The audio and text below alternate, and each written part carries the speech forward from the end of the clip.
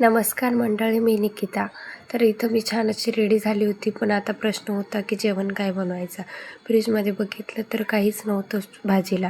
चला म्हटलं मग आता आपण खानदेशी लोक, जेव्हा आपल्या घरात काही नसतं तेव्हा 2 ऑप्शन आपल्याला लवकर आठवतात. एक म्हणजे खिचडी आणि दुसरं असते ती डाळबट्टी.